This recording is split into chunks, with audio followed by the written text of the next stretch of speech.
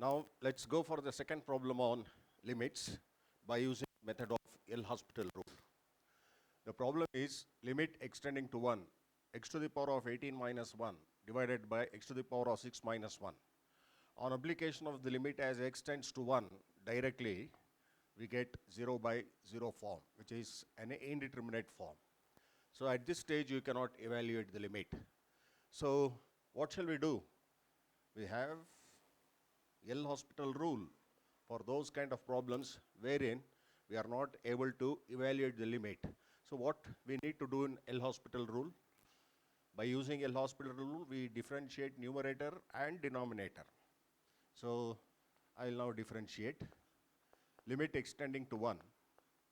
X to the power of 18 is 18 x to the power of 17 minus 0 divided by x to the power of 6 minus 1. So differentiate x to the power of 6. It is 6 x to the power of 5 minus 0 because the differential coefficient of 1 is 0. Now applying the limit as x tends to 1. Now see that this is the stage where indeterminate form has vanished off. You can apply the limit directly now. Applying the limit as x tends to 1. As x tends to 1. So this is 18 into x to the power of 17. That is x is tending to 1. So it is 1 to the power of 17, which is 1 itself, divided by 6 into 1 to the power of 5. So this is 18 divided by 6, which is equal to 3. So the answer we get is 3, which is shown in option 3, that is in C.